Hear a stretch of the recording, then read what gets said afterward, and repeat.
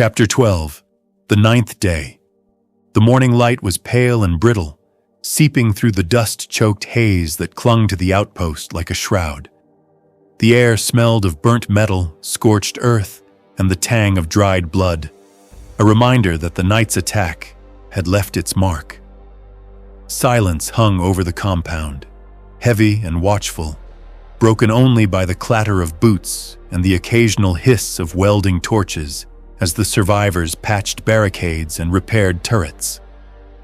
Captain Reeve stood on the command platform, eyes scanning the horizon. The ridges beyond the perimeter were quiet, too quiet, and his gut told him it was the calm before the storm. His armor was streaked with grime, the scratches and dents from last night's engagement marking the passage of time, of survival, of small victories against relentless predators. Lieutenant Mara joined him, carrying a datapad flickering with sensor readings and structural assessments. Her expression was taut, composed, but the redness around her eyes betrayed the sleepless hours. "Morning report," Reeve said without looking up. "4 wounded," Mara said, voice low. "1 serious, minor internal injury, but he'll make it if we keep him stable. The rest are bandaged and able to fight. Our defensive reinforcements are holding, but the north wall still has a weak point near the eastern ridge. I patched what I could." Reeve nodded. "How long until relief?" "Tomorrow," Mara replied quietly. "We've got 1 day, 1 full day to survive, hold the line, and make sure the outpost is still standing when they arrive." He let the words hang. 1 day. That was all. Every misstep, every hole, every misjudged move from here on out could cost them everything. "Then we make it count," he said. "Every corridor, every choke point, every approach. We fight on our terms." Down below, Corporal Lennox was crouched on a crate, cleaning the dust and alien residue from his rifle. He glanced up at Reeve and Mara. "You know, I think this might actually be the final exam," he muttered. "All the other crap? Practice drills." Mara didn't smile. Reeve didn't respond. Lennox's smirk faded as he considered the weight of it, the truth that everyone here understood but no one dared say aloud. Harlan sat nearby, hands trembling slightly as he checked his weapon. He had survived the missing patrol, survived the last night's chaos, and yet the fear in his eyes remained fresh, sharp. "Sir," he said quietly, voice barely audible. "They're out there, waiting." Reeve nodded. "We know." By mid-morning, the command room hummed with activity. Sensors were recalibrated, barricades reinforced, and every section of the outpost was checked for weak points. Reeve and Mara moved between the tactical boards, plotting choke points, fallback positions, and lines of fire.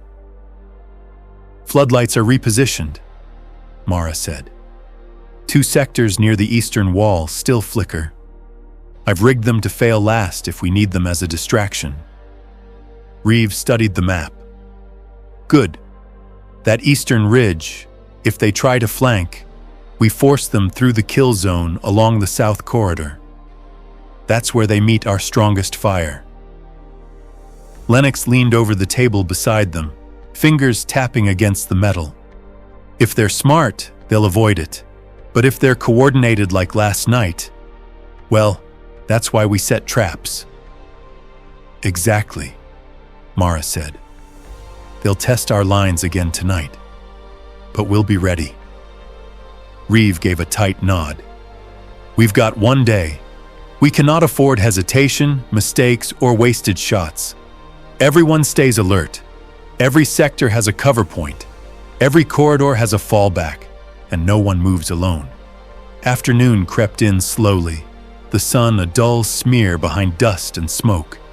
The survivors moved with mechanical efficiency, patching walls, checking weapons, moving ammo to strategic points. The outpost felt alive, breathing in the tension and dread that had settled over it like fog. Reeve walked the north wall with Mara and Lennox, rifles slung but ready. He gestured to the terrain beyond the wire. "See those ridges? That's where they'll form. They're not charging blindly anymore. They wait, they study, they'll pick the moment to strike." "They've learned," Mara said, eyes scanning the far horizon. "We've been doing this long enough for them to adapt. They're smarter than last time." Lennox tapped the barrel of his rifle, frowning. "Smarter, sure, but slower. They still have to move, still have to come to us." Reeve let the words settle.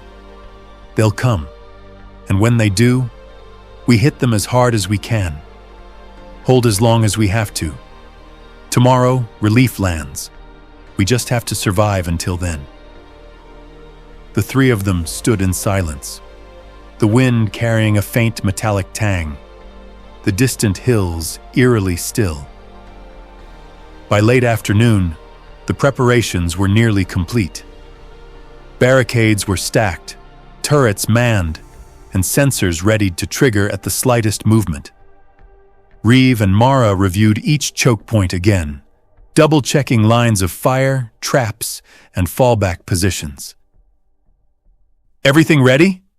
Lennox asked, leaning against the wall, tone dry but tense. "As ready as we'll ever be," Mara said. Reeve nodded. "One last sweep of the perimeter. Make sure no weak points remain. After that, we hunker down and wait for nightfall." They moved through the outpost, checking corners and stairwells, watching each other and the few remaining soldiers move like ghosts through a war-torn house. The tension was almost visible, a heavy pulse in the air. As the sun dipped low, casting long shadows across the valley, Reeve returned to the command platform. Mara joined him, scanning the ridges for any sign of movement. Lennox stood nearby, rifle ready, eyes sharp. For a while, nothing stirred. Then faint vibrations hummed through the ground, subtle at first, but growing stronger, rhythmic. A low, collective rumble like distant thunder echoed across the valley. Mara keyed the sensor feed. "Something's out there," she murmured. "Too many readings to be false. They're moving. En masse." Reeve's jaw tightened. "Figures. Just when we thought they'd given us a breather." The floodlights flickered, then steadied. In the dim glow, shadows shifted at the edges of perception. Shapes, enormous and angular, moved with deliberate patience across the ridges. Lennox whispered, "Here we go. Big one, coming in slow." The rumble intensified, a chorus of movement through the valley. The survivors moved into their final positions, rifles trained, turrets armed, minds set. Every eye scanned the horizon, every muscle tensed. The outpost was ready. And so was Reeve. Night fell. The valley became a black sea, and the creatures waited just beyond the floodlight edges, their armor glinting faintly in the weak beams. Their six-legged forms shifted, spreading across the ridges, spreading across the fields, encircling the outpost with silent menace. Reeve, Mara, and Lennox stood shoulder to shoulder on the platform, watching the shadows stretch and shimmer. "They're testing us," Mara said, "waiting for a weakness." Reeve didn't answer. He tightened his grip on the railing, eyes fixed on the darkness. Lennox exhaled slowly. "Well, one day left, eh? Let's hope we make it to that sunrise." The wind rose again, carrying distant rumbles through the valley. The survivors held their positions, silent but ready. Every nerve on edge, every weapon loaded, every trap set. Somewhere in the darkness, movement shifted, distant and coordinated. The creatures were ready. Reeve didn't flinch. He only whispered, "Then let them come." And with that, the night swallowed the outpost, holding it in a tense, uneasy pause, the calm before the largest, deadliest assault yet. There is always a story to be told out here in the frontier, as long as there is someone to listen, like, and subscribe, and join us again for more.